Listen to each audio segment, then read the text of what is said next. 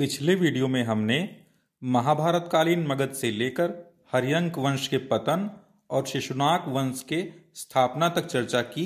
इस प्रकार हम दूसरे लेक्चर में शिशुनाग वंश के कार्यकाल और उसके बाद नंद वंश की स्थापना तक चर्चा करेंगे।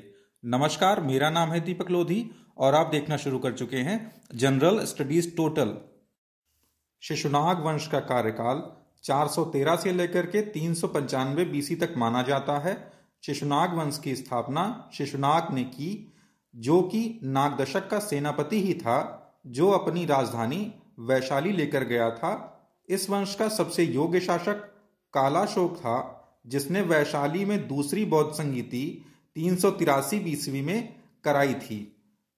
लेकिन तभी इसे एहसास हुआ कि अगर वह वैशाली में सांस्कृतिक कार्यक्रम ही कराता रहा तो हो सकता है कि शत्रु के गुप्तचर भी वहां पर आएं और उसके राजनैतिक और सामरिक भेद लेकर जा सकते हैं, जिसके चलते कालाशोक ने वैशाली को सांस्कृतिक राजधानी तो रहने दिया, परंतु असल राजधानी उसने वापस पाटलिपुत्र को ही बनाया।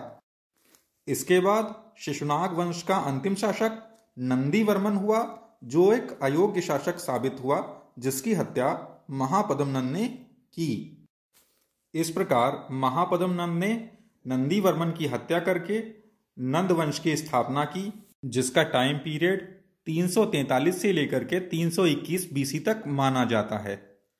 महापद्मनंद एक योग्य शासक था और वह एक योग्य शासक तो था ही, इसके साथ साथ क्योंकि वह एक शूद्र जाति में जन्म लेने के बाद भी एक राजा बना, परंतु ऐसा प्रतीत होता है कि क्षत्रियों के प्रति इसके मन में कुंठा की भावना थी, जिसके कारण इसने मगध के आसपास के जितने भी क्षत्रिय राजा थे सभी को जीता और अपने आप को सर्वछत्रांतक की उपाधि दिया। बहरहाल जो भी हो, इससे मगध का क्षेत्र विस्तार तो हुआ ही, इसके साथ साथ मगध की शक्ति भी बढ़ती गई।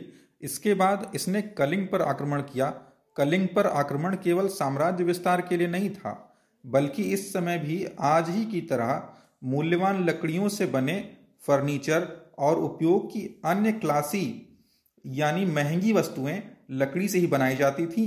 और कलिंग में हाथियों की भी अच्छी संख्या थी, जो इस समय युद्ध में टैंक का काम करते थे। इन्हीं दोनों चीजों की वजह से महापद्मनंद ने कलिंग को जीतकर मगध साम्राज्य में मिला लिया और इसी के साथ इसने अपने आप को एकराट की उपाधि दी। यहां तक आपने स्पष्ट देखा है कि जितने भी शासक मगध पर बैठे, जितने भी राजवंशों ने मगध पर शासन किया, सभी ने इसका क्षेत्र विस्तार ही किया है और भारत पर अभी तक किसी भी विदेशी आक्रांता का आगमन नहीं हुआ है।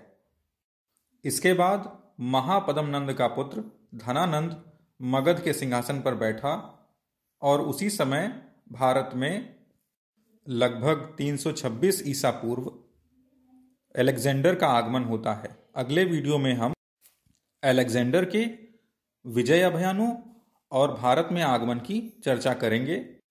आशा करता हूं कि आपको यह लेक्चर पसंद आया होगा।